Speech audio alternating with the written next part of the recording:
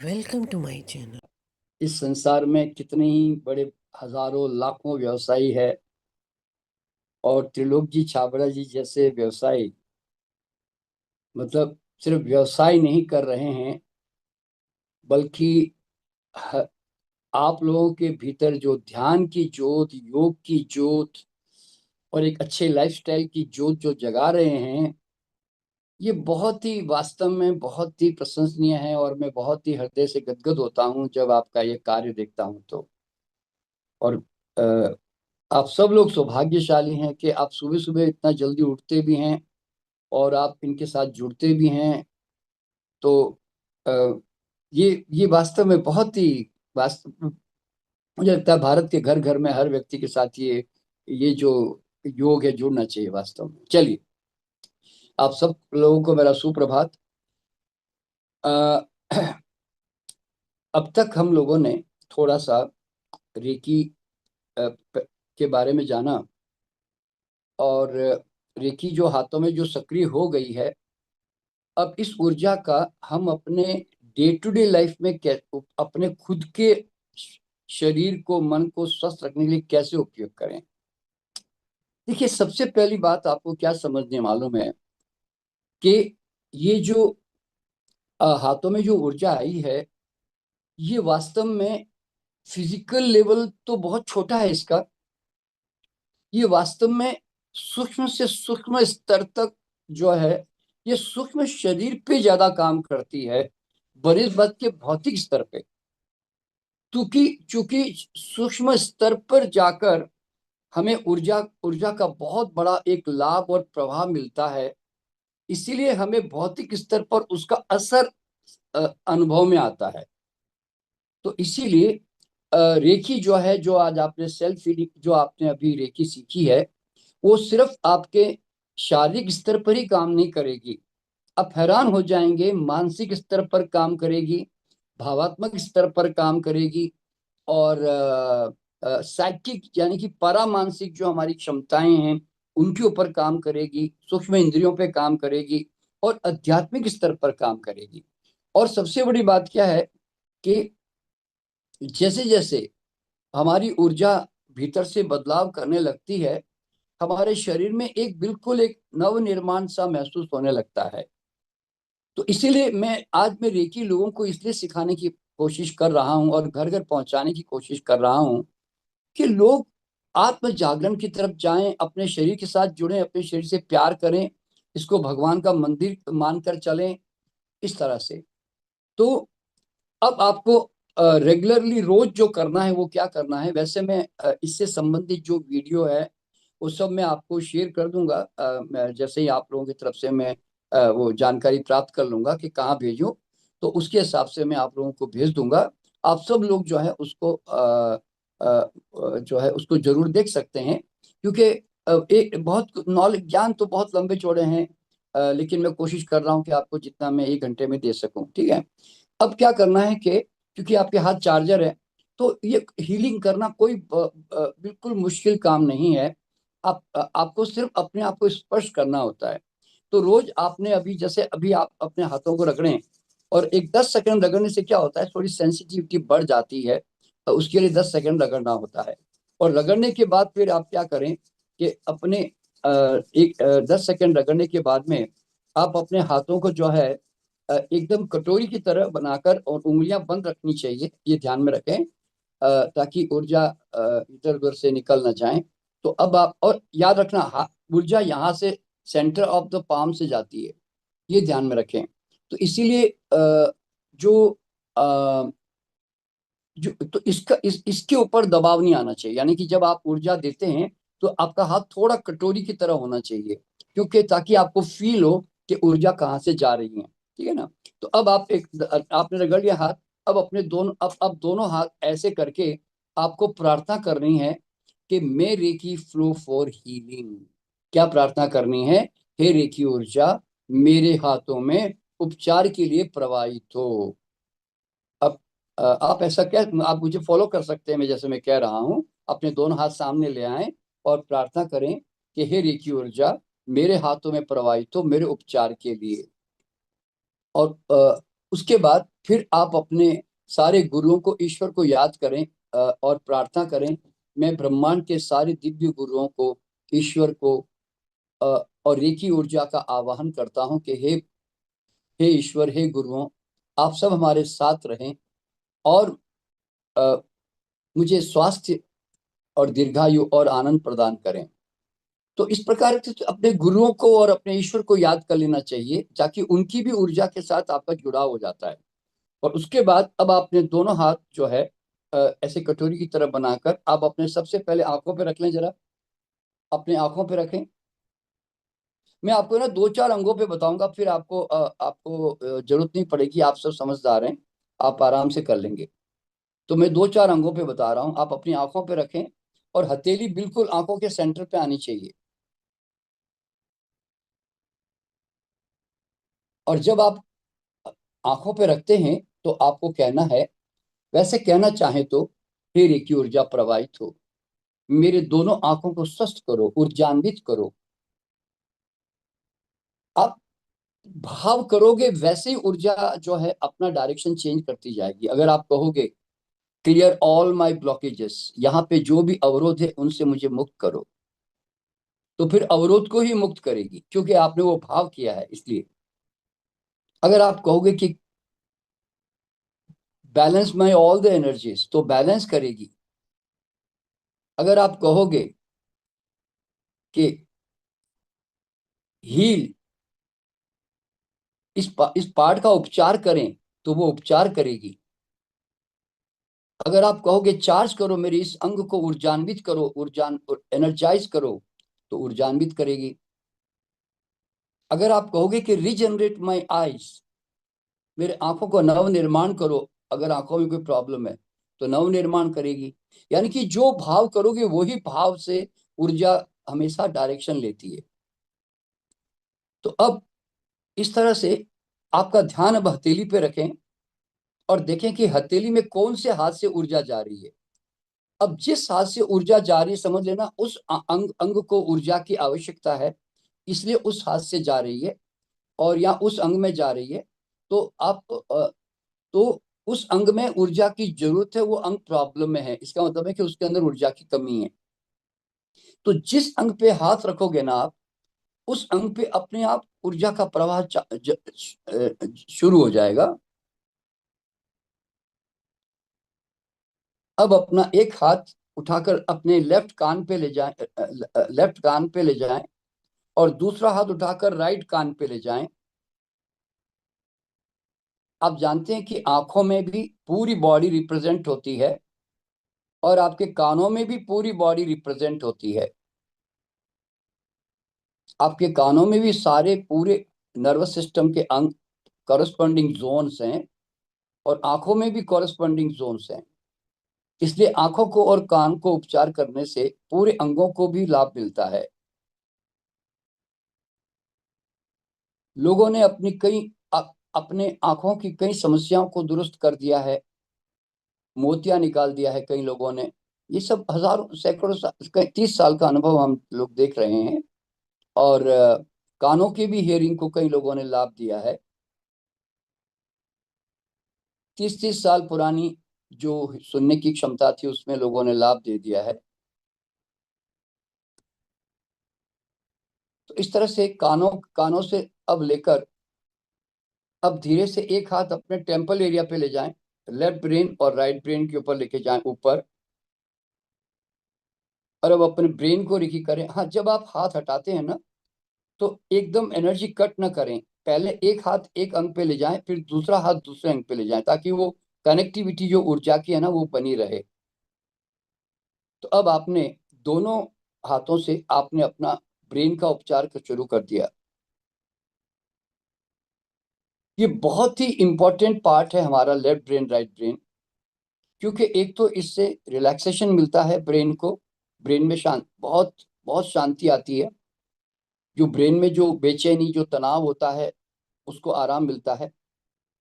और हमारे दोनों ब्रेन की क्षमताओं का विकास भी होता है साथ साथ में, क्योंकि हमारे जीवन में जहाँ लॉजिक चाहिए वहाँ इमोशन भी चाहिए। दोनों ब्रेन की अपनी अपनी विशेष क्षमताएं हैं। वो दोनों क्षमताएं आपको आपके जीवन में जो है फलित होने लगती है। और अब आप हीलिंग कर रहे हैं, तो जब जिस अंग पे हाथ हाथ रखते हैं, उसी अंग का नाम लेते हुए आप कह सकते हैं, जो मैंने आपको 4-5 शब्द बताए, कि clear all my blockages, balance my all the energies, heal the part, मेरे अंग का उपचार करें, नवनिर्माण करें, और इसको ऊर्जा से ऊर्जान्वित करें। तो मतलब जो आप भाव करोगे, वैसे वैसे आपका ऊर्जा का प्रवाह उस तरफ काम करेगा।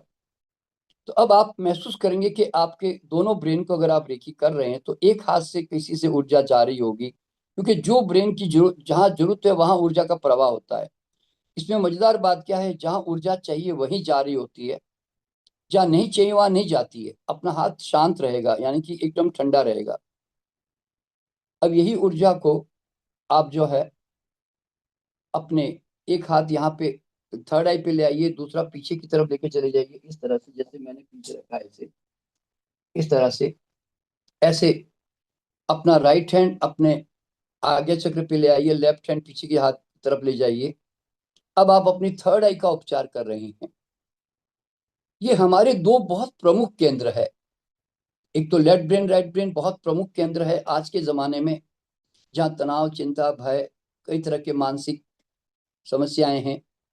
और हमारे आज्ञा चक्र जब क्लियर होता है, स्पष्ट होता है, तो हमारी छठी इंद्री बहुत काम करती है, हमें हमारा इंट्यूशन बढ़ता है, हमारी विजडम, हमारी क्लैरिटी ऑफ थॉट, इस सब चीजों में भी फर्क पड़ने लगता है। यानी कि जो अंग को अच्छी ऊर्जा मिलती है, वो अंग हमेशा स्वस्थ होता है।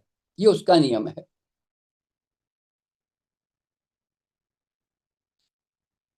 तो अब मैंने आपको 3-4 अंगों के बारे में बताया। अब मैं आपको थोड़ा जल्दी जल्दी बताऊंगा, ताकि वो देखिए, कोई भी अंग पे जब हम हीलिंग करते हैं ना, तो हमारे उस अंग अंग के ऊपर जब हम हीलिंग करते हैं, तो कम से कम उस अंग पे हमें अ, एक 1 मिनट तो रुकना ही चाहिए। 1 मिनट अगर आपको लगे कि मेरे हाथों से उपचार का उपचार की ऊर्जा प्रवाहित हो रही है, मेरे हाथों से कुछ जा रहा है, तो फिर 2-3 मिनट और रुक जाएं, 4 मिनट भी रुक जाएं। क्यों? जिस अंग को ऊर्जा की आवश्यकता होगी, आपके वहां पर वो जोर से ऊर्जा खींचना शुरू कर देगा। और अगर नहीं होगी तो आपका हाथ ठंडा रहेगा। इसलिए मिनिमम 1 मिनट तो एक अंग पे हाथ रखना ही चाहिए, तब तक आप फील कर सकेंगे कुछ जा रहा है कि नहीं जा रहा है। फिर उसके अब यहाँ पे, ये मैंने 4 अंगों की रेखी बताई, लेकिन एक्चुअल में हमारे 24 पार्ट्स भी रेखी करनी है। ठीक है ना? तो 24 पार्ट्स में देखिए, वैसे 24 पार्ट्स भी भूल जाएं, मैं आपसे कहता हूं, आपको ये दिमाग में रखना है कि मेरे शरीर में कौन कौन से अंग है। बस आपका शरीर तो आपके पास ही है ना। तो अब आपको एक एक अंग को चार्ज करना है ना। आपको लगता है यार मेरे गाल भी है, मेरे दांत भी है, तो यहाँ पे भी हीलिंग कर दो ऐसे। आपको लगता है कि यार मेरा गला भी है, तो गले पे ऐसे हीलिंग कर दो ऐसे। लेकिन आप जरा स्टाइल देख लें कि करना कैसे है। आपने ऐसे हीलिंग कर दी। आपको लगा कि यार मेरे छाती भी है, तो मेरे आपने छाती पे ऐसे करके हाथ रख दिया। अगर आपको अस्थमा की प्रॉब्लम है, या कोई भी लंग्स की प्रॉब्लम है, तो आपने 2-4 मिनट, जितनी देर ऊर्जा जा रही तब तक आपने हीलिंग कर दी। फिर आपको लगता है यार मेरे तो लीवर स्प्लिन भी है, तो लीवर स्प्लिन को हीलिंग कर दिया आपने। आपको लगता है मेरी आंतें हैं, तो आपने आंतों की हीलिंग कर दी आपने। आपको लगा कि नहीं यार मेरे तो ओवरीज ओवरीज या गर्भाशय या मेरे प्रोस्टेट है, तो आपने यहाँ पे हीलिंग कर दिया आपने। और फिर आप सेंटर में तो जानते हैं चक्र होते हैं हमारे, तो आपने पहले एक हाथ यहाँ पे, थाइमस ग्लैंड है ये, और ये हार्ट चक्र है आपका, तो आपने यहाँ पे पहले हीलिंग कर दी, यहाँ पे अपने दोनों चक्रों को हीलिंग कर दी आपने। और उसके बाद में फिर एक हाथ नीचे लाए, फिर एक हाथ नाभि पे ले आए। तो यानी कि एक हाथ आपका मणिपुर चक्र पे आया और दूसरा हाथ नाभि पे आया। और उसके बाद नीचे आपने फिर स्वादिष्टान चक्र पे लाए और एक मूलाधार पे लेके चले गए। तो मतलब अल्टीमेटली आपने यहाँ के जो मूल चक्र है, जो है, आपने 4 चक्र जो आपके जो हैं, उनके ऊपर आपने हीलिंग कर दी। तो इस तरह से, और इसी तरह फिर आपने, ये बाहें होती हैं, यहाँ पर भी हमारे कुछ एक्यूप्रेशर के पॉइंट्स होते हैं, तो आपने ऐसे हाथ रख के अपने इसकी हीलिंग कर दी। अगर आपके गर्दन में आपके तनाव रहता है। जनरली हम कंप्यूटर पे काम करते हैं, घरों में मेंटल काम करते हैं हम, तो झुक झुक के काम करते हैं। तो आप है ना अपने दोनों हाथ रगड़ कर आप यहाँ पे भी गर्दन के ऊपर भी ऐसे रख सकते हैं आप, और आपके कंधों के ऊपर भी दोनों हाथ ऐसे कंधों के ऊपर भी रख सकते हैं, क्योंकि तनाव यहाँ पे इकट्ठा होता है। ठीक है ना। और इसके बाद में फिर आप अपने कमर के पीछे, आप अपने चाहे तो अपने अपने किडनी को हीलिंग कर सकते हैं आप ऐसे हाथ रखकर। आप अपनी कमर है तो कमर के ऊपर दोनों हाथ पीछे ले जाकर ऐसे रख सकते हैं। फिर आप अपने घुटने जो है, जनरली घुटनों की समस्याएं कई लोगों को है, तो आप है ना अपने दोनों हाथ अपने घुटनों के ऊपर ऐसे करके आप एक घुटने पर रख दें। 2-4 मिनट हीलिंग जाएगी अगर तकलीफ है तो, और नहीं है तो नहीं जाएगी। फिर दूसरे घुटने पर रख दें। फिर आपको पिंडियों में तकलीफ है तो पिंडियों पर रख दें। तो मतलब मूल बात यह है, आपको एंकल में तकलीफ है तो एंकल टखने पे रख दे। तो रेकी करना क्या है भाई, मेरे हाथ चार्जर है, मेरे पास जो जो अंग है जो मुझे समझ में आता है मैं वहां पे टच कर रहा हूँ बस। कोई जरूरी नहीं कि 24 याद रखे, कि 20 है कि 12 है, उससे कोई फर्क नहीं पड़ता। और तो जनरली क्या होता है कि एवरेज एक समझो कि पौना घंटा घंटा लग सकता है अगर पूरी बॉडी की हीलिंग करें तो आपको लगता है भैया इतना समय कहाँ निकालूं मैं, तो कोई बात नहीं। 2-3 अंग यहाँ पे चुन लो, 2-4 अंग यहाँ पे, एक 2-3 अंग यहाँ चुन लो, एक दो नीचे चुन लो। तो ऐसे 10-12 अंग अंग जो है मेन मेन रोज चुनकर उस पर रेखी करते रहो इस तरह से। और अच्छा अब तो अब रेखी का सिद्धांत क्या है कि रेकी सेल्फ इंटेलेक्चुअल एनर्जी है। अपनी अपनी आप जितनी देर जानी जाएगी फिर हाथ आपके ना ठंडे हो जाएंगे तुरंत, ये आपको फील आएगा। ठीक है ना। हम कोशिश करेंगे कि आपके साथ फिर एक बार क्वेश्चन आंसर सेशन के लिए हम एक बार फिर कोशिश करेंगे कि कल, अगर कल वापिस दोबारा अगर हमें जुड़ना पड़ा, हम आपके थोड़े क्वेश्चन आंसर भी ले लेंगे उस समय। आज तो मैं नहीं लूंगा। तो तो उसमें क्या है कि अ, अ, अपनी डेली जो है मॉर्निंग, आप तो आप कार में जा रहे हैं, आप बस में जा रहे हैं, आप फ्लाइट में बैठे हुए हैं, आप टीवी देख रहे हो आप, तो आपके पास समय होता है। तो आप जो है ना उस समय तुरंत अपना मैं खुद भी अगर शाम को मान लो मैं समाचार कई बार देखने बैठ जाता हूँ टीवी के साथ, तो मैं खुद अपनी भी रेकी जो है उसी समय करने लग जाता हूँ। क्यों? कई बार सुबह तो मैं उठता ही वैसे तो जल्दी कर ही लेता हूँ, लेकिन फिर भी कई बार ऐसा मौका मिलता, कार में जा रहा हूँ, फ्लाइट में जा रहा हूँ, तो मैं उस समय भी रेखी का अच्छा उपयोग कर लेता हूँ इस तरह से। तो 24 घंटे कहीं पर ही उपयोग कर सकते हैं। तो ये तो हो गया। अच्छा, अब जब रेखी आप क्लोज करते हो ना, तो क्लोज कैसे करना ध्यान रखिए। देखिए, शुरू कैसे करना है, हे रेखी ऊर्जा प्रवाहित हो, ये दो शब्द बोलने हैं। और अगर आपको लगता है हे भगवान मुझे तो इतना याद नहीं रहने वाला है, तो कोई बात नहीं, दो शब्द तो इस्तेमाल कर ही सकते हो, flow and heal. Flow and heal, ये दो तो शब्द इस्तेमाल कर ही सकते हो ना, बहो उपचार करो, तो ये दो शब्द इस्तेमाल भी करो तो काम हो जाएगा। ठीक है। अच्छा, अब तो एक तो रेखी का आवाहन करना है शुरुआत में, और उसके बाद में रेखी को क्लोज करना है। तो आपको मुट्ठी बंद करके कहना है, अब मैं रेखी को यहाँ पर बंद करता हूँ, आई close the divine Rekhi power. क्योंकि नहीं तो क्या होगा, आपको दिन भर हाथों में ना चर चर चर चर चर कुछ अजीब सा लगता रहेगा, इसीलिए वो बंद करना भी जरूरी है। ठीक है। और उसके बाद में आपने जितने रेखी को धन्यवाद दिया, माता पिता को धन्यवाद दिया, गुरुओं को धन्यवाद दिया, अपने आप को धन्यवाद दिया, इसको कहते हैं एटीट्यूड ऑफ ग्रेटिट्यूड। यानी कि हर चीज के प्रति जो जो संसार में आपको आपकी जीवन जीने में मदद कर रहे हैं, उन सबको हृदय से कृतज्ञता प्रकट करके उनको धन्यवाद देना होता है इस तरह से। तो ये रेकी का जो है मूल तरीका है अपने आप से करने का। ठीक है। अच्छा, और अब इसमें क्या है कि लोकल एरिया जो है आपका, देखिए, पूरी बॉडी जब आप रेकी करते हैं अपनी, उसके बाद में जो मेन लोकल एरिया है ना, वहां पे आपको 5-10 मिनट तक हीलिंग करनी चाहिए। तो 5-10 मिनट हीलिंग करने के लिए मान लीजिए, अभी अभी भी देखिए, अभी आप लोग तो योगा करने वाले लोग हैं, आप लोग तो ध्यानी लोग हैं, तो मुझे लगता नहीं कि आप में से कोई ज्यादा कोई इतनी तकलीफ में इस वक्त होगा, कोई दर्द से करा रहा होगा, ऐसे लोग होंगे नहीं। लेकिन फिर भी अगर आपको लगता है कि किसी को दर्द है कोई, तो आप अभी, जब मैं आपको 7:30 बजे आप फ्री हो जाओगे, तो उस समय आप अपने दोनों हाथ रगड़कर आराम से 5-10 मिनट अपने अंगों पे हाथ रखकर अपने आप को ठीक कर लें। ठीक है। तो ये तो हो गया कि भाई सेल्फ फीलिंग खुद की करते रहे डेली। और पानी फिर, और चूंकि एनर्जी दी है बॉडी को, तो पानी जो है खपत थोड़ी बढ़ जाती है। तो इसलिए हमेशा रेकी करने के बाद 1 गिलास पानी चार्ज किया और वो पानी फिर पी लिया, ताकि बस इतना सा ख्याल रखना होता है। और रेकी में कोई बहुत ज्यादा कुछ भी माथापच्ची नहीं है कि ये नहीं करो वो करो, कुछ भी नहीं करना है। हमारे पास हाथ है, बस फटाफट जो तकलीफ हुई हाथ रख दिया अपने आप पे। अच्छा, अब दूसरों की रेकी करने के लिए क्या करना है, ये बड़े, उसमें कोई बड़ा काम नहीं है। जैसे आपने अपने आप पे हाथ रखा ना, वैसे आप किसी को, अगर आप देखिए, जनरली हमें रेकी दूसरों की कहाँ काम आएगी, लोकल एरिया में। लोकल बोले तो कोई कहेगा मेरा सर दर्द हो रहा है, मेरे कान दर्द हो रहा है, मेरे पेट दर्द हो रहा है, मेरा कमर दर्द हो रहा है, मेरे घुटने में दर्द हो रहा है। तो जनरली तो आदमी को लोकल ही ज्यादा उपयोग होगी, ठीक है। तो आप क्या करें कि उसको बैठा दें, कुर्सी पे बैठा दें, उसको लेटा दें।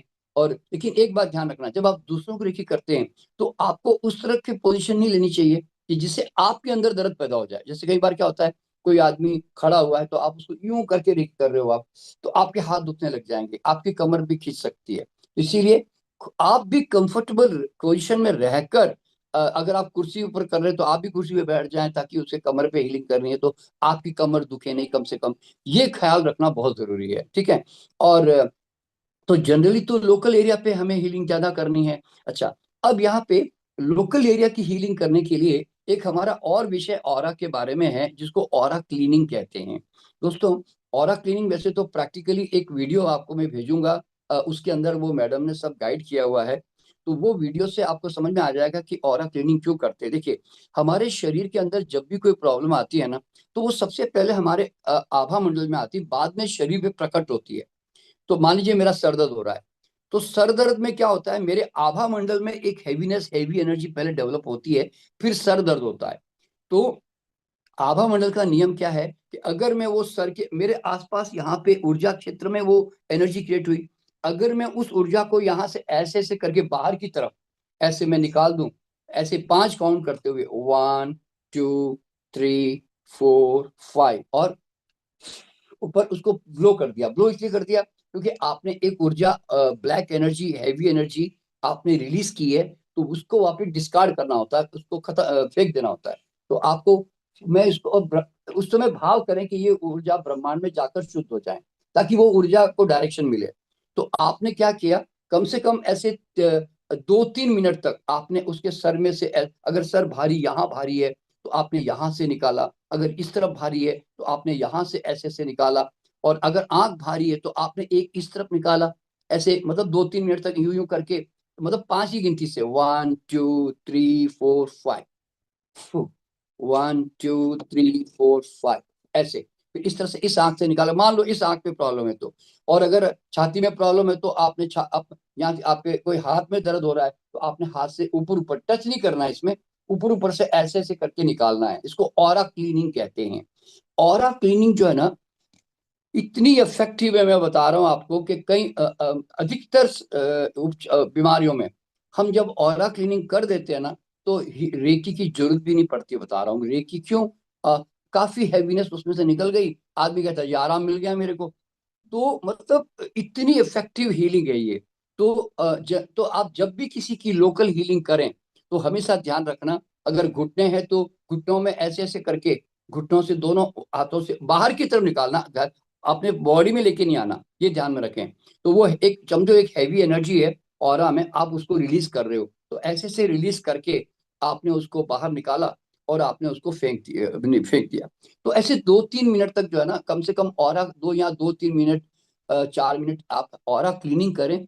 फिर बाद में रेकी करें, और रेकी करते हुए वही, हे रेकी ऊर्जा प्रवाहित हो उपचार के लिए। फिर उसके बाद आपने उस जगह पे जहाँ हाथ रख दिया। अच्छा, जब आप हीलिंग करते हैं दूसरों की भी खुद की भी, तो आप है ना अपना भगवान का मंत्र का जाप भी कर सकते हैं साथ साथ में, ताकि वो साउंड वाइब्रेशन जो है ना, अगर आप नमोकार मंत्र पढ़ रहे हो, आप ओम नमः शिवाय पढ़ रहे हो, तो गायत्री मंत्र पढ़ रहे हो, तो उसका भी वाइब्रेशन साथ साथ में जुड़ जाता है, इस तरह से। तो ऐसे करते हुए जो है, अ, आप जो है लोकल हीलिंग भी, दूसरों की भी हीलिंग कर सकते हो। तो इससे फायदा क्या होगा कि जनरली हमारे ऑफिस में लोगों को घर, तकलीफ के कारण घर जाना पड़ता है, छुट्टियां लेनी पड़ती है, वो सब जरूरत नहीं पड़ेगी। घर में रात को बच्चा चिल्लाया, बच्चा नींद में है और बच्चा रो रहा है और आप नींद में हो, तो आपको लगा कि आपने ना नींद में भी हो ना तो भी ऊर्जा जाएगी, बता रहा हूँ। आपने हाथ को रगड़ा और बच्चे के पेट पर रख दिया और कहा रेकी फ्लोइंग हील, इतना इंटेंशन कर दिया, बस अपने आप थोड़ी देर और आप नींद में चले भी गए, लेकिन आपके हाथों से ऊर्जा जो है ना वो जाती रहेगी, ये कमाल की बात है, और बच्चा शांत हो जाएगा। या अचानक घर में किसी को अटैक आ गया, रात को कोई प्रॉब्लम हो गई, आपने तुरंत उनको रेखी कर दी। और आपको समझा कहाँ करूँ जी, कहाँ करूँ रेखी, कहीं भी कुछ समझ में नहीं आवे ना, सीधा उसके सोलार प्लेक्सस पे रेकी करो। देखिए यहाँ तो देखिए मेन 3 एरिया है अगर इमरजेंसी घर में आ जाए। एक तो ब्रेन एरिया, एक तो ब्रेन एरिया को रेकी कर दो, क्योंकि ब्रेन से भी पूरी बॉडी में एनर्जी चली जाएगी। एक हमारे हार्ट चक्र भी कर सकते हैं, यहाँ पे रेकी कर दें, या सोलार प्लेक्सस पे कर दें, यहाँ पे नाभि के ऊपर कर दें, नाभि थोड़ा ऊपर, यानी कि जिसको मणिपुर चक्र कहते हैं। और यानी तो तलवे पे कर दें, पाँव के तलवे पे ऐसे हाथ रख दें, क्योंकि वो आदमी सोया हुआ है तो तलवे पे हाथ रख दें, तो तलवे से पूरी बॉडी में एनर्जी जा रही होती है। तो ये मेन 3 जंक्शन पे भी रेकी करोगे ना इमरजेंसी में, तो आपको लगेगा कि मैं उसको कुछ लाभ दे रहा हूँ। ठीक है।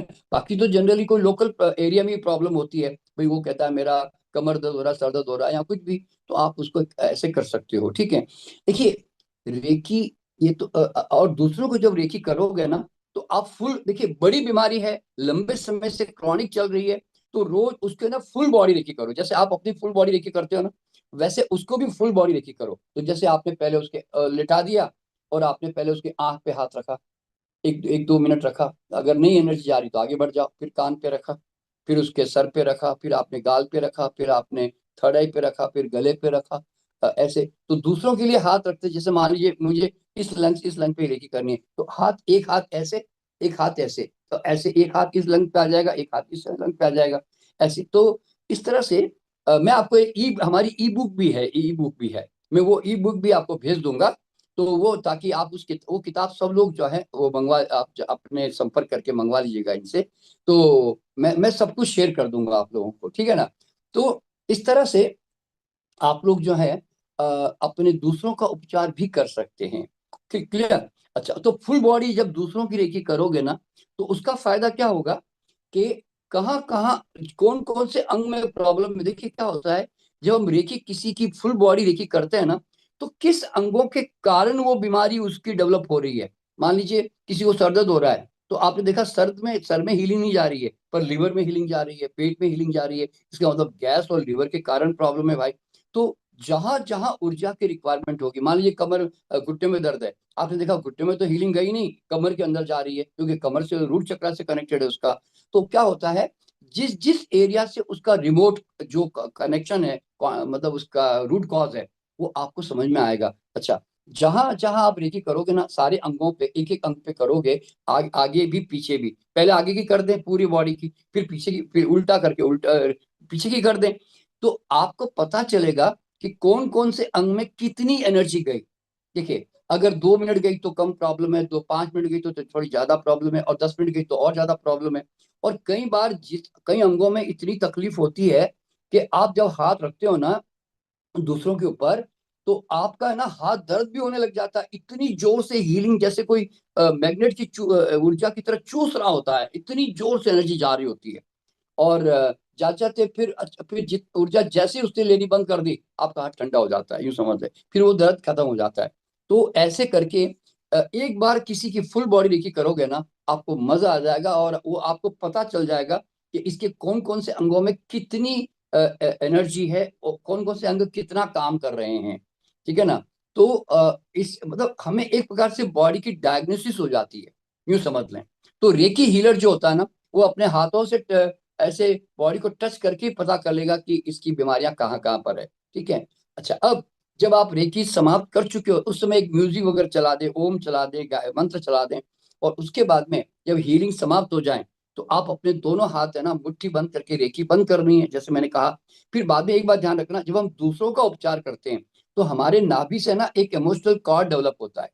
तो इसीलिए हमेशा अपने यहाँ से टॉप क्रॉन चक्रा से लेकर ऐसे नीचे तक ऐसे कैंची कट करें, ऐसे कट कट कट।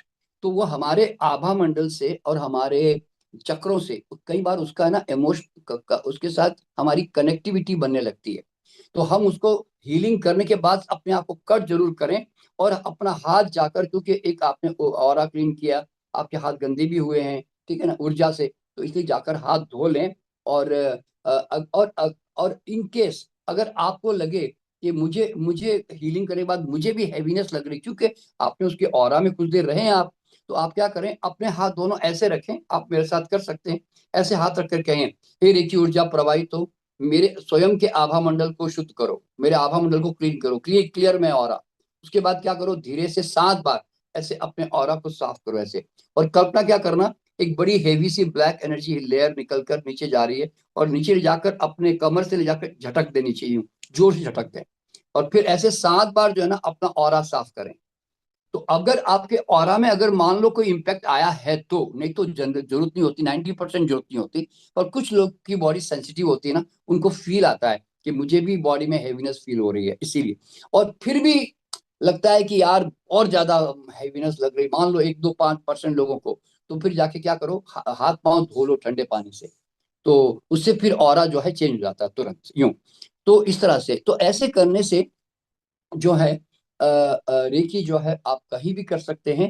आप अगर तकलीफ में है तो भी कर, आप बीमार है तो भी दूसरों को कर सकते हैं, बता रहा है, समझना, मैं तो बीमार हूँ जी, मैं क्या करूंगा दूसरों को, नहीं। आपकी, आप तो माध्यम हो ना, आप तो नल हो। नल इतना छोटा होगा, बड़ा होगा, इतना बड़ा होगा, पर ऊर्जा जाएगी तो पक्की ना भाई। इसलिए आप ऐसा मत सोचिएगा मैं तो खुद ब्लड प्रेशर का मरीज हूँ, मैं तो डायबिटीज का मैं क्या करूंगा जी हीलिंग, नहीं। You can do it. ठीक है, जो इस तरह से। तो बाकी तो देखिए, रेखी का सारा और भी जो जानकारी है वो मैं आप लोगों को दे ही दूंगा। और एक बात ध्यान में रखिएगा, जब आप दूसरों का उपचार करते हैं ना, तो कोई ध्यान रखना, क्योंकि आपने उसको उपचार किया है ना, तो आदान प्रदान के नियम को जरूर फॉलो करें। आप उसको कहें कि देखो भाई आपने मेरे से उपचार लिया है ना, तो आप जाके किसी चिड़ियों को दाना डाल देना, गाय को घास खिला देना, यानी तो एक आधा पेड़ ही रोप देना। मतलब अगर आपने 2 4 8 दिन उपचार किया है उनका, तो उनको बोलना फ्री में मत दो। एक बात ध्यान रखना, फ्री की मेंटालिटी, नहीं देने की मेंटालिटी हमेशा आपको नीचे लेके जाएगी, लोअर फ्रीक्वेंसी में लेके जाएगी। और देने का भाव हमेशा एक्सपेंड करता है आपके ऑरा को भी, आपके हार्ट को भी। तो इसीलिए हमेशा ध्यान रखना, सामने वाले को देना जरूर सिखाना। अगर वो देना नहीं सीखेगा ना, किसी भी रूप में, चाहे वो दान के रूप में दे दे, सेवा के रूप में दे दे, तो उसको बोलना कुछ ना कुछ तुझे देना है, चाहे परिवार में भी। इवन अपनी पत्नी को बोल देना, भैया मुझे एक एक्स्ट्रा आज आज मुझे हलवाई खिला दे, कोई बात नहीं, जो भी है, मतलब ही शुड फील कि मैंने इसके एवज में कुछ दिया। ये जो देने का भाव है ना, ये इंपॉर्टेंट है। ठीक है ना, इस तरह से तो आदान प्रदान का एक स्वस्थ नियम का पालन होना चाहिए। ठीक है। तो रेकी अब इसी तरह से देखिए, रेकी बहुत लंबा चौड़ा विज्ञान है। अभी तो आपने आज बेसिक मैंने आपको सिखाया है, आप एडवांस लेवल में जब जाओगे तो उसमें कैसे भाग्य बनता है, भविष्य बनता है, संयोग बनते हैं, कैसे टेलीपैथी से दूर तक कैसे उपचार करें। जितना आप प्रेजेंटली उपचार करोगे ना, दूर से भी आप उतना ही स्ट्रांगली उपचार कर सकते हो।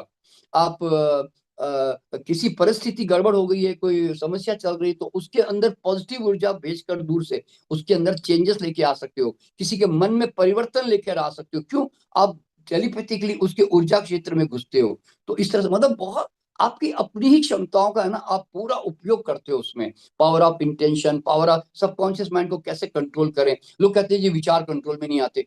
मैं कहता हूँ तुम्हारा यंत्र है, तुम्हें उपयोग करने की कला आनी चाहिए। तो सबकॉन्शियस माइंड के बारे में कैसे उपयोग करें, क्यों आदमी अमीर नहीं होता, क्यों आदमी सफल नहीं होता, क्यों आदमी गरीब रह जाता है, क्यों आदमी जीवन में कई तरह के दुख में भुगतता रहता है।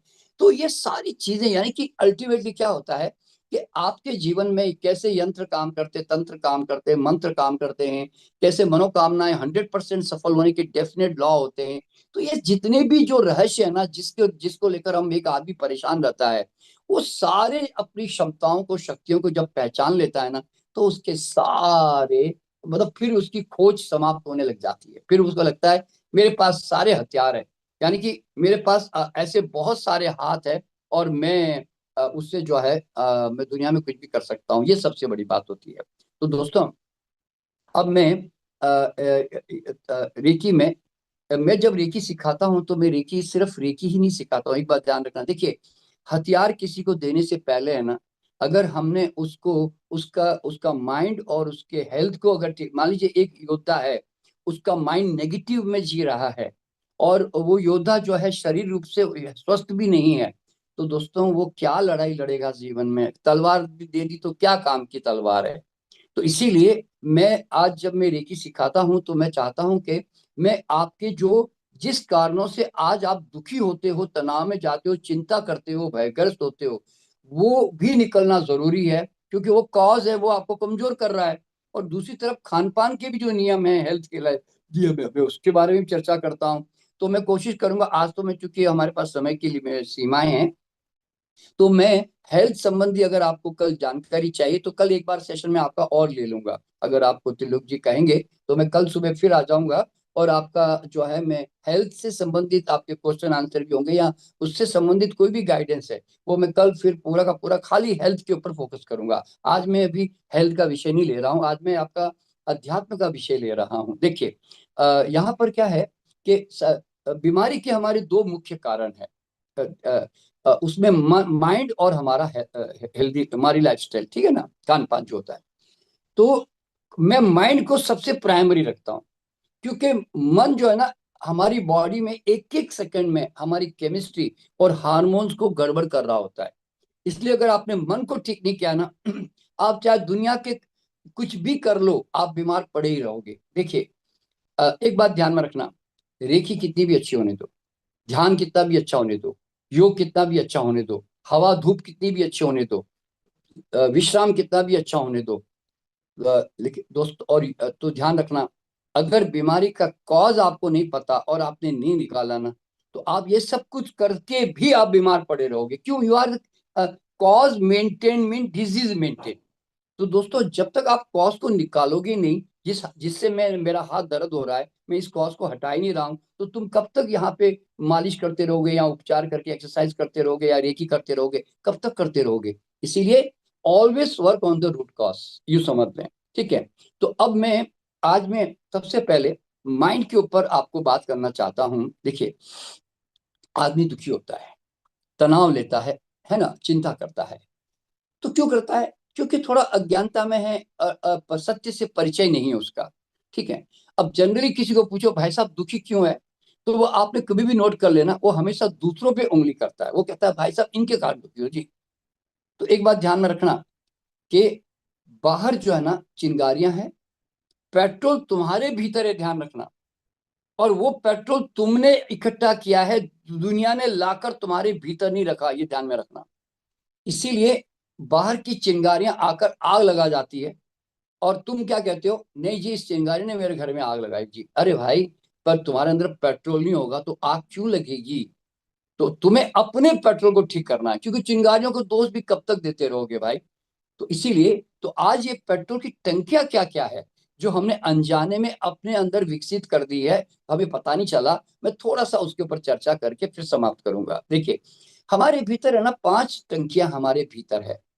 अ, सबसे पहली टंकी हमारे भीतर कौन सी है? इमेज क्रिएशन, अहंकार का निर्माण, मैं का निर्माण। देखिए, जब हम छोटे होते हैं तो हमारे दिमाग में हमारे बारे में कोई इमेज नहीं होती कि मैं कौन हूं, मैं क्या हूं। ये कुछ पता नहीं होता आपको। आप लोगों के सामने नंगे भी घूम रहे होते हैं, नाक बह रही होती है, कपड़े फटे हुए होते हैं, कोई चिंता थोड़ी दिमाग में। लेकिन जैसे जैसे आप बड़े होने लगते हो, धीरे धीरे फिर लोग आपके बारे में कमेंट शुरू करते हैं, परिवार में, समाज में, आप बड़े सुंदर हैं, इंटेलिजेंट, आप ऐसे हैं, आप वैसे हैं। तो हमारे यहाँ पे भी क्या है कि एक हम भी एक हैंगर है हमारे यहाँ पे बहुत सारे। हम क्या करते हैं, जो जो लोग कमेंट करते हैं हम उसको टांगते जाते हैं, मैं सुंदर, मैं सज्जन, मैं ऐसा, मैं ऐसा। फिर घर जाकर आप क्या करते हो, आप अपने बारे में ना एक मूर्ति बनाना शुरू करते हो कि शर्मा जी बोले तो ऐसा। अब आपके पास देखिए, लोगों ने जो आपको कमेंट किया ना, आप उससे एक मूर्ति बनाते हो, और मूर्ति बनाकर आप अपनी इमेज क्रिएट करते हो, और आप क्या कहते हो, शर्मा जी बोले तो 10 इंच का एक आदमी। अब वो इमेज आप हाथ में लेकर घूमते रहते हो। अब किसी ने गधा कह दिया, आपका दिमाग खराब हो गया। क्यों खराब हो गया? अरे भाई साहब, गधा 2 इंच का ही होता है, मैं तो 10 इंच का हूँ। तो देखिए, आपको गधा कहने से, गाली देने से, या आपको थोड़ा सा कुछ भी छोटा कह देने से आपको दिक्कत क्यों हुई? क्योंकि आपको लगा यार मैं ऐसा हूं और इसने मुझे इतना ही बता दिया भाई। तो ये कहाँ है? मैं तुम्हारी इमेज अगर मैं तुमसे पूछूं तो तुम कहोगे साहब मेरे मन में है। मन में कहाँ है भाई? कल्पना में। कोई रियल में तो है नहीं, कल्पना में है ना। अच्छा, लोग भी तुमको इमेज देंगे, ध्यान रखना। पैसा होगा तो लोग तुम्हें सेठ जी करेंगे। पद होगा तो लोग तुम्हें बॉस बॉस, नेता नेता करेंगे। ज्ञान होगा तो लोग तुम्हें गुरु जी करेंगे। अगर तुमने मान लिया मैं गुरु, तुम्हारा दुख शुरू। ध्यान रखना, लोग तुम्हारे पांव पकड़ते हैं, फूल माला पहनाते हैं, तालियां बजाते हैं, तुम्हारी तारीफें करते हैं, तुम फंस जाते हो। या तो लोग तुम्हें फंसा देते हैं और तुम्हारे अंदर फंसने की ताकत है तभी तो तुम फंसते हो ना भाई। तो जिस दिन मैंने इस बात को जाना, अरे ये तो लोगों की दी हुई उधार की प्रतिमाएं हैं, रियल में नहीं है, लोगों ने दी हुई है, तो मैंने उठा के सब फेंक दिया। मुझे पता चल गया कि ये इसी ने मेरी गड़बड़ की है सारी। तो दोस्तों, जैसे मैंने अपने सारे इस इमेज को निकाल के फेंका ना, तो 3-4 घटनाएं मेरे साथ घटी। पहली घटना क्या घटी, क्योंकि मेरे पास इमेज नहीं है, इसलिए मुझे 24 घंटे ना उसको पॉलिश करने की झंझट भी नहीं है कि मैं अपने अपने अपने धन से, पैसों से, अपने कपड़ों से, अपने मकान से, अपने ज्ञान से मैं लोगों को इम्प्रेस करने की कोशिश करूं। भाई साहब जरा ख्याल रखना, मैं कोई मामूली चीज नहीं हूं। तो ये जो हर आदमी में एक प्रयास होता है ना कि आई वांट टू, मैं कुछ चीज ऊंची, तो ये झंझट नहीं मेरे अंदर। क्यों, मेरे पास इमेज ही नहीं है तो मैं क्या शो ऑफ करूं, पहली बात। और दूसरी बात क्या है कि चूंकि मेरे पास इमेज नहीं है, इसलिए आप मुझे तारीफ करो, मेरी गालियां दो, तो मेरे को क्या फर्क पड़े भाई, क्योंकि मुझे उसको मापने के लिए स्केल तो चाहिए ना, तो वो मेरे पास है नहीं। तो इसीलिए मैं किसी की गालियां या तारीफें, मुझे गालियां, कोई तारीफ करे तो मैं फूलता भी नहीं हूँ, बता रहा हूँ मैं आपको। और गाली दे तो मैं सिकुड़ता भी नहीं हूँ, क्यों, मेरे पास कुछ है ही नहीं मापने को। और तीसरी चीज जो है दोस्तों, वो क्या होती है कि हर आदमी संसार में है ना, दो पर्सनालिटी में जीता है। एक जो वास्तव में जो होता है, वो जो घर में घर वाले जानते हैं सिर्फ, और क्योंकि और एक आप पर्सनालिटी बाहर आप लोगों के सामने मुखोटा पहन के आते हो। देखिए, पर्सोना का मतलब ही मुखोटा। तो आप जब घर से बाहर निकलते हो ना, तो पर्सनालिटी की एक लोगों को दिखाने के लिए कि शर्मा जी इस टाइप का आदमी है भैया, तो आप एक चुंदरी ओढ़ कर ना बाहर आते हो आप। और फिर लोगों कहते हैं देखो जी मैं ऐसा हूँ जी। लेकिन वो चुंदरी इतनी हल्की होती है कि थोड़ी सी आंधी आती ही उड़ने लगती है, और आप घबरा कर जो है उसको फिर ओढ़ने लगते हो कि यार मेरे बारे में कोई लोग जान न ले मेरे बारे में।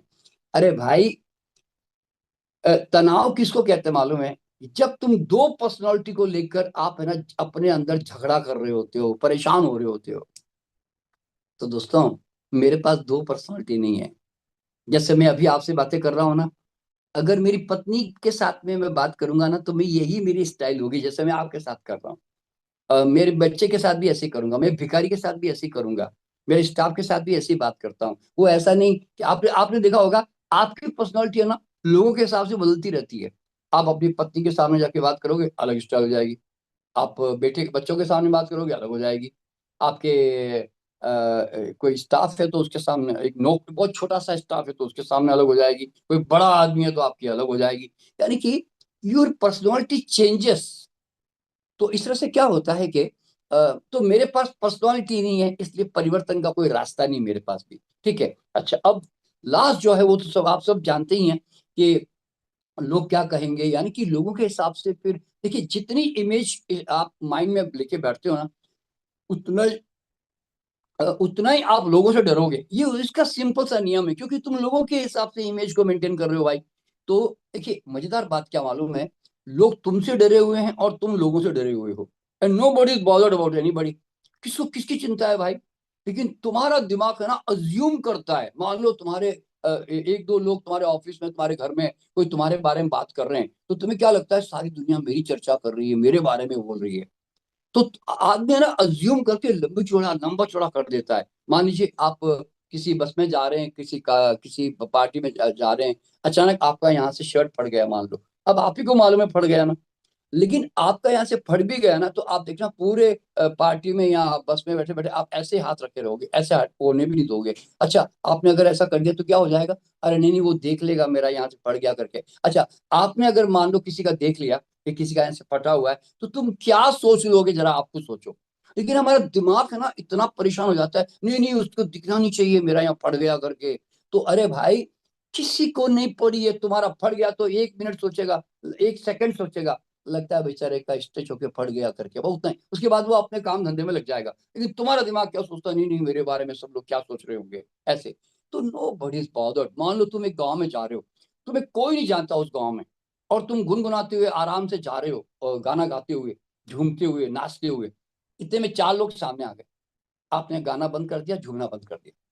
फिर जब ये लोग चले गए, उसके बाद आपने शुरू किया गाना वापस। क्यों भैया, आपने गाना क्यों रोक दिया, नाचना क्यों बंद कर दिया। नहीं नहीं वो मेरे बारे में क्या सोचते।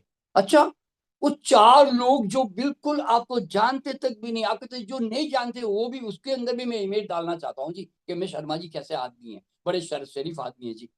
तो ये जो आप अपने आप को जो बताना चाहते हैं ना, इससे आप मुक्त हो जाइए। क्यों? आप ज़िंदगी भर है ना इससे लड़ते रहोगे और आपको मिलेगा कुछ नहीं, तुम लड़ते रह जाओगे सिर्फ।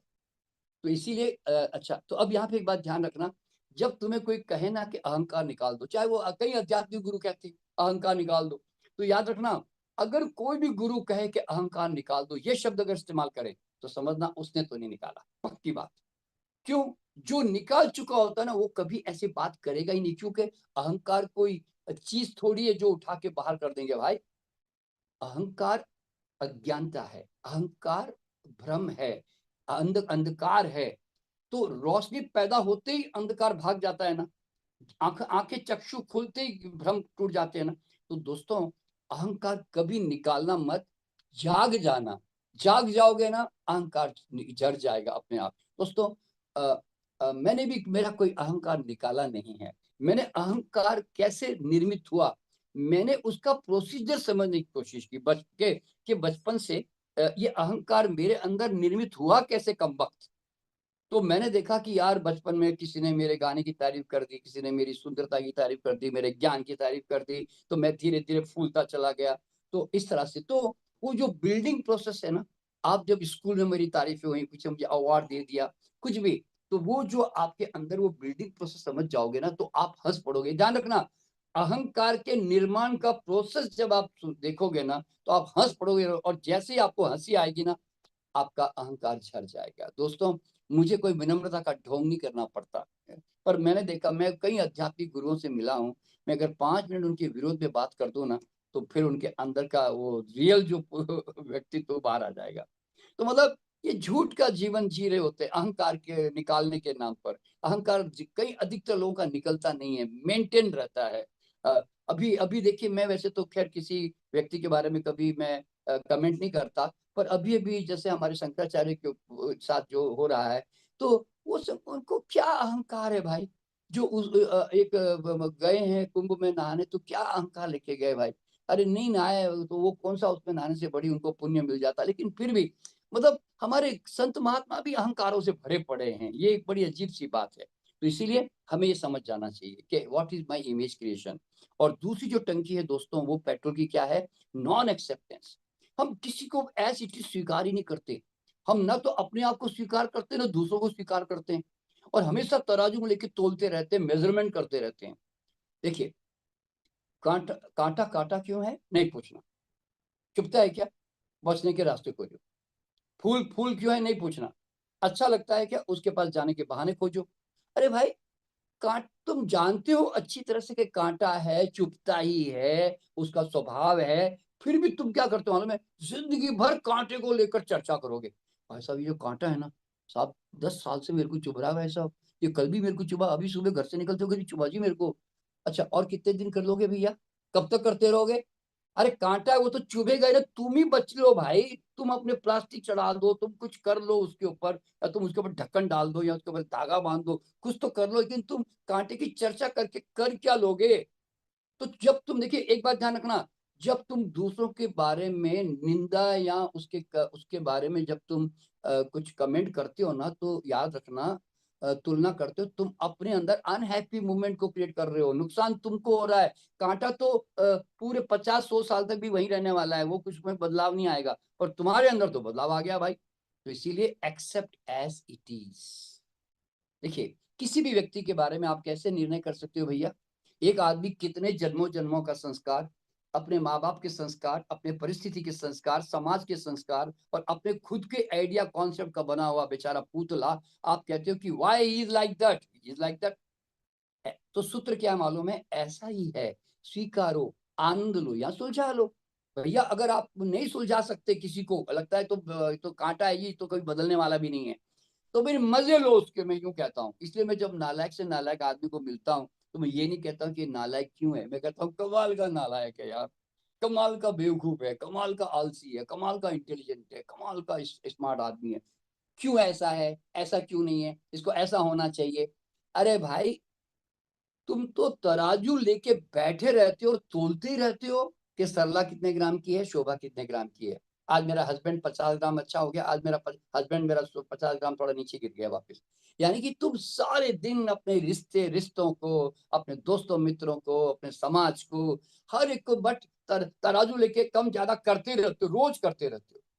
तो भैया तुम परेशान हो जाओगे, ऐसे कर करके तुम्हें मिलेगा कुछ नहीं। तो accept yourself as it is. तुम्हारी देखिए, तुम जो भी सबसे पहला अध्यात्म का सूत्र क्या मालूम है? तुम ऐसे नहीं हो कि ऐसे नहीं हो। Accept first whatever you are, wherever you are, accept that I have. अगर वीकनेसेस है तो है, स्ट्रेंथ है तो है, नहीं है उसकी तरह क्यों नहीं है, उसकी तरह क्यों नहीं, मुझे ऐसा होना चाहिए, मुझे ऐसा। नेवर कंपेयर, नेवर जज, याद रखना। तो इसीलिए मैंने कविता लिखी दोस्तों कि हर स्वभाव को यहाँ स्वीकार कर लो, कांटों को भी फूलों को भी अंगीकार कर लो, अपने स्वभाव में खिलने को सब यहाँ मजबूर है, प्रभु के विविध रूप समझकर सबसे प्यार कर। क्या करोगे तोल के? और देखिए, मैं तो पूर्व जन्म पे काम करता हूँ, और मैंने क्या देखता हूँ मालूम है? अगर कोई संसार में नालायक है ना, तो बड़ा नियम से नालायक है जी, और कोई लायक है तो बड़ा नियम से लायक है। देखिए, कोई आदमी सेक्स के पीछे पागल है, कोई आदमी धन के पीछे पागल है, कोई आदमी खाने के पीछे पागल है। तो आप बड़े शरीफ आदमी हो, आप क्या सोचते हो, ये क्या पागलों की तरह खाने के पीछे भाग रहा है, ये क्या पागलों की तरह धन के पीछे भाग रहा है? अरे भाई, अभी वो उस लेवल से उठा नहीं है, तुम उठ गए, तुम एवरेस्ट पे चढ़ गए, तो तुम दूसरों को क्यों माप रहे हो भैया? तो कहने का मतलब क्या है, जब उसका लेवल आएगा, वो भोग से अगर उसके अंदर योग आएगा, तब वो एवरेस्ट पे चढ़ेगा ना भाई। तो क्या होता है, किसी आदमी के बारे में यू डोंट जज। तुम उसको गाइड कर दो, कह दो, बदल सकते हो तो बदल दो, लेकिन तुम उसको जज मत करो, याद रखना। तो एक्सेप्टेंस का मतलब है, मैं बह रहा हूं, मैं लड़ाई नहीं कर रहा हूं जीवन में, इस तरह से। और और बाकी तो अगर ज्यादा कांटा चुभता ही है ना, तो फिर वो गाना है ना, चलो एक बार फिर से अजनबी बन जाए हम दोनों। That's all. चलिए, अच्छा, अब तीसरा जो है ना दोस्तों, वो क्या है? जैसा बीज वैसा भविष्य। एक बात ध्यान रखना, इस संसार में हम हर पल, मोमेंट टू मोमेंट, हम जो एक्शन करते हैं ना, जो थॉट, विचार, भाव, एक्शन, एग्जैक्टली उसके उसके अनुसार हमारा भविष्य जो है आकार ग्रहण कर रहा होता है। भविष्य एक्चुअल में अभी आकार ग्रहण किया नहीं है, ग्रहण करने की स्थिति में है। अभी मैंने इस तरफ टर्न कर लिया तो ऐसे मेरा भविष्य बन गया, मैंने इस तरफ टर्न कर लिया तो ऐसे बन गया। तो ये मूवमेंट टू मूवमेंट चॉइसेस से परिवर्तन करता रहता है। तो अभी मान लीजिए, अगर आपका 24 घंटे, अगर आप जो है नेगेटिव रिएक्शंस में जीते हो। देखिए, हमारे दिमाग में 60-70 हजार विचार होते हैं एक दिन में। तो आप जरा सोचो, मैक्सिमम 80-90% हमारे थॉट है ना, नेगेटिव ज्यादा होते हैं। हम 10-20% ही पॉजिटिव थॉट में जीते हैं, मतलब अधिकतर लोग बता रहा हूँ। तो अब जरा सोचो, एक नेगेटिव थॉट, अगर मैंने मान लीजिए आपको एक गाली दी, या आपको कोई चीज पसंद नहीं आई, आप अनहैप्पी हुए, आपके हार्मोन केमिस्ट्री रिवर्स प्रोसेस में जा रहे हैं, यानी कि नुकसान वाले प्रोसेस में जा रहे हैं, बॉडी में डैमेजिंग प्रोसेस में जा रहे हैं। 1 मिनट आप खुश हुए, बॉडी में कंस्ट्रक्टिव उसमें जा रहे हैं अब आप, तो यानी कि कंस्ट्रक्शन डिस्ट्रक्शन। तो ये एक एक सेकेंड में हम जो थॉट करते हैं ना, वो हमारी बॉडी में हमारे हार्मोन और केमिकल को चेंज कर रहा होता है। अभी देखो ना, मैंने आपको एक आपको गाली दे दी, आपको अच्छा नहीं लगा, आपका चेहरा पीला हो गया। मैंने अभी तारीफ कर दी, आपका चेहरा पिंक हो गया। अब जरा सोचो, 1 सेकंड में खून बन भी गया, 1 सेकंड में खून बिगड़ भी गया। तो आप जरा सोचो, कितना कितना बॉडी पे हमारे विचारों का प्रभाव पड़ता है।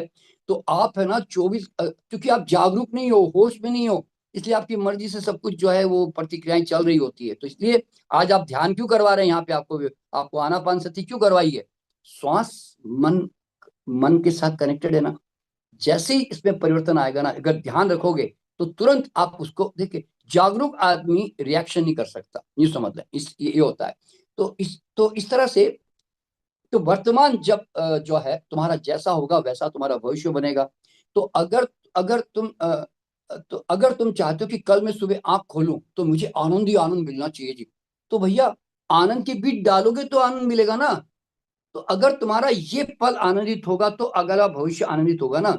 तो तुम तो अब आप क्या सोचते हो, आनंद अभी थोड़ी मिलेगा भाई साहब, आप तो आज तो अभी दुख भोग लो, टाइम पास कर लो। आनंद तो बाद में कभी मिलेगा जी, जब घूमने फिरने जाएंगे, कोई शादी घर में ब्याह फंक्शन होगा, तब आनंद मिलेगा। आनंद अभी अभी इसी वक्त शहद की तरह टपक टपक टपक टपक के जा रहा है। पर तुम्हारा दिमाग कहाँ है? भूतकाल में या भविष्य काल में। तो दोस्तों, आनंद है, पर तुम यहाँ नहीं हो, इसे तुम ले नहीं पा रहे हो। देखिए, आप सुबह उठ के रिचार्ज होके, आप सुबह उठते हो, 8 घंटे रिचार्ज होके उठते हो, आनंद नहीं है क्या? 8 घंटे बॉडी रिचार्ज हो गई, फिर जाके ठंडे पानी से आंखें धोते हो, ठंडा पानी कितना रिफ्रेशिंग है, आनंद है ना उसमें। ब्रश व्रश करते हो, थोड़ा अच्छा लगता है ना, मुंह फ्रेश हो जाता है ना। फिर आके बालकनी में खड़े होते हो, अच्छा लगता है तभी तो खड़े होते हो। फिर चाय वाय पीते हो, अच्छा लगता है तभी तो पीते हो। फिर न्यूज़पेपर पढ़ते हो या टीवी देखते हो, अच्छा लगता है तभी तो देखते हो ना। अरे भाई, आनंद तो सब जगह है। पर तुम जो चाय भी पीते हो ना, तुम चाय कहाँ पीते हो? तुम चाय में अगर 25 सिप छुपे हुए हैं, तो 4 में तुम मौजूद हो, बाकी 20 सिप में तुम गायब। तुम उस समय न्यूज़पेपर पीते हो, गपशप पीते हो, तुम उस समय बातचीत पीते हो, तुम उस समय टीवी पीते हो, तो तुम उस समय वहां हो ही नहीं। यानी कि जो स्वाद तुम्हारे पास से अभी अभी टपक टपक के जा रहा है शहद, तुम उसके साथ नहीं हो, तो तुम फिर क्या होता है? अतृप्त रहते हो। याद रखना, मन बार बार कोई चीज के पीछे क्यों भागता मालूम है? क्योंकि तुम अतृप्त हो।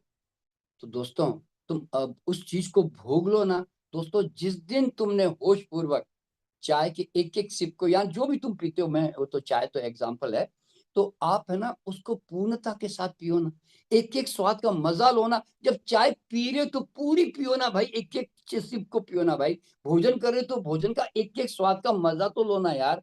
फिर क्या करोगे? अरे चल रहे हो तो चलने का मजा लो, नहाओ, अब नहाते भी तो तुम्हें पता भी नहीं पानी कब निकल गया, तुम्हारा दिमाग कहीं और ही भाग रहा था। अरे भाई, जब नहाओ तो देखो शरीर कितना शुद्ध हो रहा है, कहाँ से पानी निकल रहा है, कैसे एनर्जी बॉडी की रिचार्ज हो रही है, मेरी बॉडी दोबारा। तो दोस्तों, मूवमेंट टू मूवमेंट जब उस पल के साथ तुम रहते हो ना, ध्यान रखना। देखिए, माइंड एक ही काम करता है, या तो भूतकाल में भागता है या भविष्य काल में। अगर तुम वर्तमान के साथ जुड़ गए तो याद रखना, वर्तमान ही भगवान है, वर्तमान ही शिव है, वर्तमान ही आनंद है, और वर्तमान ही मोक्ष है। क्यों मालूम है? जब भूत ही नहीं है भविष्य, देखिए, भूत और भविष्य मनुष्य, और वर्तमान भगवान। तो अब तुम्हें मनुष्य के साथ रहना है कि भगवान के साथ, ये तो तुम्हारी चॉइस है भाई। तो इस तरह से कहने का मतलब क्या है दोस्तों के, अब देखिए, घर में झाड़ू लगनी है, कि रोटी बननी है, कि कार चलानी, की ऑफिस जाके काम करना है, रोज करना ही है ना। अगर तुम बेमन से कर रहे हो, क्या करें, ये करना पड़ता है ना, तो याद रखना, तुम अपने उस पल को नष्ट करते जा रहे हो। ट्रैफिक में गाड़ी चलानी है ना, अब चिड़चिड़ के रोज चलाओगे ना, तो दुख, तो तकलीफ, तो संस्कार तुम्हारे खराब होंगे, ट्रैफिक तो वहीं के वहीं रहने वाली है। तो क्या कर लोगे तुम? दुनिया तो नालायक है भाई, क्या कर लोगे? कितने कितने नालायकों को तुम मापते रहोगे? तो इसलिए तुम कब तक प्रतिक्रियाएं करते रहोगे? तुम वर्तमान को चूकते रहोगे। इसीलिए तुम जो भी करो, अपने वर्तमान में रहने की आदत डालो धीरे धीरे। तो फिर आपका वर्तमान जो स्वर्ग होता है ना दोस्तों, तो भविष्य स्वर्ग हो जाता है। एक बात ध्यान रखना, मरने के बाद आसमान में स्वर्ग वर्ग नहीं है भैया। और अगर किसी को भरोसा है कि आसमान में स्वर्ग है, तो घर जाके लिस्ट बना के लाना कल मेरे पास में, कि स्वर्ग में जाके क्या कर लोगे तुम। क्या करोगे स्वर्ग में जाके? क्या अच्छी मिठाई खा लोगे? अप्सराओं के साथ नाच लोगे? कि अच्छे गद्दी में सो जाओगे? कर क्या लोगे तुम वहां पे? क्या है क्या वहां स्वर्ग में? तो दोस्तों, स्वर्ग जो है ना, ये हमारी अधूरी वासनाओं का रिफ्लेक्शन है, और कुछ नहीं है। आदमी को पता नहीं, किसी ने होप दे दी, अरे यार यहाँ नहीं तो वहां तो मिलेगा ही। पर ऐसा नहीं है दोस्तों, स्वर्ग कोई जियोग्राफिकल जगह नहीं है, ये मानसिक स्थितियां होती है इस तरह से। तो इसीलिए, और ये शास्त्र सारे पुरुषों ने लिखे, इसलिए उन्होंने शराब और शवाब की कामना कर दी। तभी तो उन्होंने कहा ऊपर जाओगे तो सोमरस मिलेगा, अप्सराएं मेनकाएं मिलेंगी। ये सब क्या है? ये सब तुम्हारी वासनाओं का तो प्रतिबिंब है ना सब। तो दोस्तों, इस तरह से याद रखना, जीते जी स्वर्गवासी हो जाओ, मैं यूं कहता हूँ। यानी कि अपन लोग, तुम देखिए, जिंदगी भर नरक में जी गया, और मरने के बाद कहते स्वर्गवासी हो गया। कैसे हो गया भैया? अरे भाई, मैं कहता हूं तुम जीते जी स्वर्गवासी हो जाओ। मेरे कई स्टूडेंट ने अपने नाम के आगे स्वर्गवासी लगा भी दिया, बता रहा हूं। मेरे कई विद्यार्थी है जो नाम के आगे स्वर्गवासी लगाते हैं। क्यों? वो कहते हैं स्वर्ग में जी रहा हूं भैया, अभी अगर वर्तमान स्वर्ग है तो भविष्य तो पक्का। तो इसीलिए दोस्तों, कहने का मतलब क्या मालूम है? इस के इस पल इस पल में गलत बीज मत डालो, सही बीज डालो, और सही भविष्य का निर्माण करो। और चौथी जो टंकी है दोस्तों, वो क्या मालूम है? Ideological scales. जितनी तुम्हारे जीवन में आदर्शवाद की स्केलें होंगी ना, तुम्हारा जीवन उतना ही दुखी रहेगा। इसका कारण क्या मालूम है? जो आदमी ईमानदार होता है ना, वो अपनी ईमानदारी को लेकर भांगड़ा नहीं करता, वो सारे दिन इस बात से चिढ़ता कुढ़ता रहता है कि दूसरे बेईमान क्यों है। उसके चर्चा का विषय वही होता है। और जो आदमी सत्यवादी होता है वो क्या बोलता है मालूम है, दूसरा कोई झूठ बोले तो मेरे अंदर आग लग जाती है जी। यानी कि झूठ वो बोलता है, सजा तू भुगतता है। क्या कमाल का हिसाब है भाई। तुम्हारा ब्लड प्रेशर हाई हो जाता है दूसरा झूठ बोलते, तो मतलब हम सजा भुगतते हैं। कम वक्त गलती और करता करता कोई और है, भुगतते हैं हमें। और जो आदमी डिसिप्लिन वाला होता है ना, अनुशासन प्रिय, वो तो महा खतरनाक सुसाइडल, सारे दिन अपनी डिसिप्लिन से दूसरों की इनडिसिप्लिन ही मापता रहता है। तुम सुबह 4 बजे उठते होंगे, बाकी सब 8 बजे उठते होंगे, तुम्हारा दिमाग खराब। तुम देखना घर में जब कोई ऐसे लोग सोते रहते हैं ना, तुम है ना टेढ़ी नजरों से देखते रहते हो, थोड़े थोड़े नाराज से होकर, ऐसे नालायक कहेंगे अभी तक पड़े हुए टाइम से भी नहीं उठते ये लोग। तुम्हारा दिमाग खराब। और तुम गाड़ी ट्रैफिक में बढ़िया चलाते होंगे, बाकी नहीं चलाते होंगे, पूरी ट्रैफिक में तुम चिड़चिड़ करोगे। तुम टाइम से ऑफिस पहुंच जाते होंगे, अब दूसरे नहीं पहुंचते होंगे, तुम उनको टेढ़ी नजरों से देखते रहते हो। तुम मंदिर जाते होंगे, तुम योगा करते होंगे, तुम ध्यान करते होंगे, अब दूसरे नहीं करते, तुम उनको ऐसे देखते हो नास्तिक कहीं के, भगवान को भी नहीं मानते। यानी कि यू ऑल द टाइम अपने डिसिप्लिन से दूसरों के इनडिसिप्लिन में आप रहे होते हो तुम हमेशा। तो तुमको दुख, तुम क्या सुखी हो, क्या दुखी हो ना, तुम तो अनहैप्पी हो। और जो आदमी परफेक्शनिस्ट होता है वो सारे दिन अपने नौकर स्टाफ कलाकार और बच्चों सब में परफेक्शन ढूंढता रहता है, अपनी तरफ परफेक्शन चाहता है सब में। और आपने कभी नोट किया होगा, ये लोग अक्सर, इनका दिमाग है ना गर्म रहता है, गुस्से में रहते हैं लोग, क्यों, दुनिया उसकी तरफ तो है नहीं भाई। और जो आदमी सफाई पसंद होता है, आपने देखा होगा महिलाएं घर में कई बार सफाई पसंद होती है, तो सारे दिन चिड़चिड़ कुड़ करती रहती, क्यों, देखिए बच्चे हैं, हस्बैंड है या नौकर है, ढंग से उसने सामान रखा नहीं रखा, सारे दिन अरे ये यहाँ पे किसने रख दिया, अरे ये वापस किसने यहाँ पे गंदा कर दिया। तो मतलब दिमाग जो है ना उसका हर वक्त परेशान रहता है। तो आप जरा सोचो, आपका सारे दिन दिमाग तो तनाव में, अनहैप्पी मोमेंट में जा रहा है, तुम्हारा भविष्य कैसे अच्छा बन जाएगा भाई। तुम हम अच्छे गुण क्यों अपनाते हैं, शांति मिले, आनंद मिले, प्रेम मिले, कहाँ मिला, स्पॉन्डिलाइटिस मिली, अल्सर मिला, एसिडिटी मिली, जो ब्लड प्रेशर मिला, जॉइंट्स पेन मिले, कैंसर मिला, क्या फायदा हुआ भैया। तो इसलिए मैं कहता हूं, अगर भगवान ने तुम्हें अच्छे गुण दिए ना, तो पहचानो और नाचो, भांगड़ा करो, पर दुनिया को मापना बंद करो, वरना तुम दुखी हो जाओगे। भाई तुम बदल सकते हो, बदलो ना, नहीं बदल सकते, क्यों क्यों क्यों मापते हो भैया उसको। तो कहने का मतलब है, आइडियोलॉजिकल स्केल लेके ना दुनिया को मापो मत, गाइड कर दो बस अपनी तरफ। और लास्ट टंकी दोस्तों वो क्या है, वो है अपेक्षा का कटोरा। दोस्तों मैं एक बड़ा, इतना बड़ा कटोरा लेके बाजार में उतरा कि कोई तो मुझे पूछेगा, कोई तो मेरी सेवा करेगा, कोई तो पानी पिलाएगा। लेकिन मैं क्या देखता हूँ मालूम है, सब लोगों के हाथों में मेरे से बड़ा कटोरा है। मैं सोचता था कि दुनिया मुझको कुछ देने वाली है, लेकिन पता चला नहीं, दुनिया मेरे से ज्यादा मांग रही है, यानी कि भिखारी भिखारी से मांग रहा है। क्या कमाल का हिसाब है भाई। और सब भिखारी बने बैठे हैं आपस में, सब एक दूसरे के कटोरा लेके झाके जा रहे हैं। एक पति पत्नी भी शादी करके आते हैं ना, तो पत्नी सोचती है पति आ गया मुझे बहुत कुछ देने वाला है, और पत्नी सोचती है पति आ गया ये मुझे बहुत कुछ देने वाला है, और दोनों अपने अपने कटोरे लेके आ जाते हैं और शादी करके आ जाते हैं। जिस दिन झगड़ा होता है उस दिन दोनों कटोरे निकाल के बैठ जाते हैं और हिसाब किताब करने लग जाते हैं, ये देख तूने मुझे कितना दिया, मैंने तुझे कितना दिया। तो भाई मैंने तो मेरी पत्नी को पहले ही बोल दिया, देख भाई अगर कोई कटोरा उठ रहा है तो अपेक्षा का उसको फेंक के आना, लाना मत साथ में। एज ए हस्बैंड मैं जो ईमानदारी से तेरे लिए कर सकता हूँ मैं तो जरूर करूंगा, एज ए वाइफ तू जो कर सकती कर लेना, लेकिन भैया कटोरे कभी मत निकालना, क्यों, मैं कभी भर ही नहीं पाऊंगा इसको। और लोग है ना सारी जिंदगी कटोरे लेके हाथ में है ना कहानियां सुना रहे होते हैं आपस में एक दूसरे को। तो भैया याद रखना, ये बहुत इंपॉर्टेंट बात ध्यान में रखना, तुम इस संसार में सिर्फ और सिर्फ देने के लिए आते हो, लेने के लिए बिल्कुल नहीं, बता रहा हूं मैं आपको क्यों, क्योंकि तुम ईश्वर पुत्र हो, तुम उस यूनिवर्स के अंश हो। ध्यान रखना, तुम हो कौन अल्टीमेटली, उस ब्रह्म के पुत्र हो ना तुम। तो पूरा ब्रह्मांड क्या कर रहा है, ये सूर्य चांद सितारे क्या कर रहे हैं, तुम्हें दे रहे हैं ना। ये पेड़ पौधे क्या कर रहे हैं, दे रहे हैं ना, धरती दे रही है ना, हवा दे रही है ना, सब कुछ तो तुम्हें, दुनिया पूरा ब्रह्मांड तुम्हें दिए जा रहा है ना। तो आखिरकार तुम उसके अंश हो, तो तुम्हारा काम क्या है, तुम भी दो भाई, तुम अपनी सुगंध दो, संसार में आए हो तो तुम ये आशा क्यों करो कि मुझे भी कोई कोई दे दे जी मुझे। और एक बात ध्यान रखना, तुम अपने बच्चों को पालते हो और उनको बड़ा करते हो, और तुम परिवार को पालते हो, तुम कोई एहसान नहीं कर रहे हो, ध्यान रख लेना कभी भी। मैंने एक शेर लिखा कि कोई किसी पर यहाँ एहसान नहीं करता, इंसान की क्या औकात भगवान भी नहीं करता।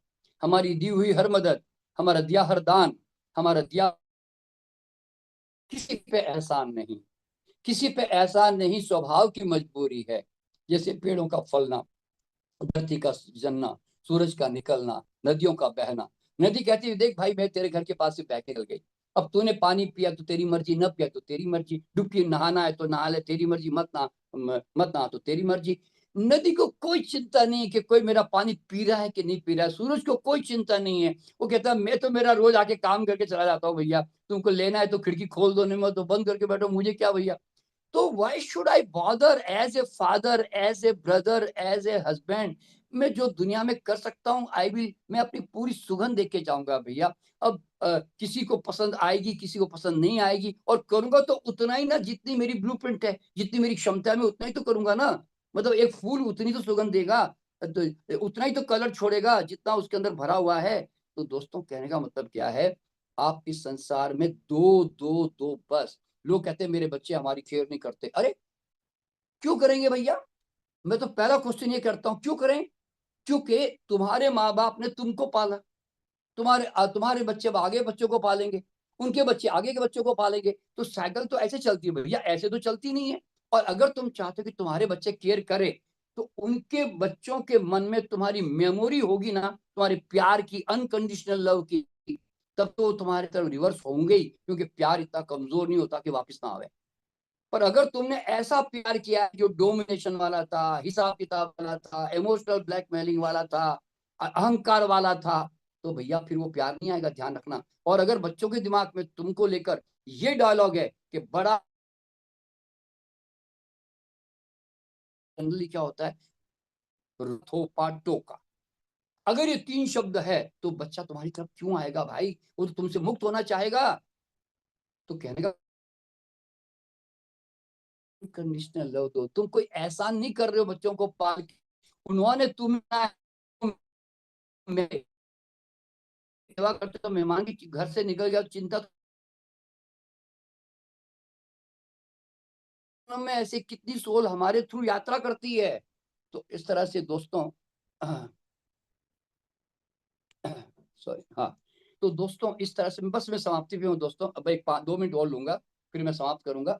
तो कहने का मतलब क्या है कि अ, अ, आप अपने, आप जो भी आए संसार में वो देने का प्रयास करें। और तो अब देखिए, सब दुनिया में संत महात्मा क्या कहते हैं, इस दुनिया में धर्म ध्यान पूजा पाठ इसलिए करो कि संसार में वापस नहीं आना। तो मैं परमात्मा से कहता हूँ, हे परमात्मा, मुझे धरती पर बार बार पैदा करते रहना। जानते हो क्यों? क्योंकि जीवन दुख नहीं है, अज्ञान का दुख है, बेहोश दुख है। अगर जाग जाओगे तो आनंद ही आनंद है। इसलिए मैंने एक शेर लिखा कि सब संतों की सदा रही मुक्ति मोक्ष की कामना, मुझको तो हे प्रभु तो धरती से मत टालना। जान गया आनंद की चाबी, हर जन्म में आऊंगा, मुक्ति पाकर क्या करूंगा, सबका दुख सुलझाऊंगा।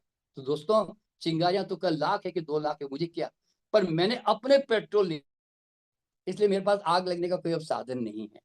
सो I am living with my fragrance, मैं अपनी सुगंध के साथ जी रहा हूँ। दुनिया तारीफ करे ना करे, माने ना माने, मैं क्यों चिंता करूं भैया, मैं तो सूरज और फूल की तरह हूँ बस। तो दोस्तों, बस थोड़ा सा आपको एक अवेयरनेस देने के लिए मैंने थोड़ी बातें, मन के जो आपके दुख के कारण है वो यहाँ पर छुपे हुए हैं, ध्यान रखना। अगर जान जाओगे ना तो फिर जीवन में परम आनंद, ब्रह्मानंद, सच्चिदानंद में जियोगे आप। तो देता हूँ आप सबको कि आपने बड़े प्यार। इसी तरह के अपडेट पाने के लिए subscribe my channel, bell icon को प्रेस करना ना भूलें। Thank you for watching my video and my channel, और कमेंट भी ज़रूर करें।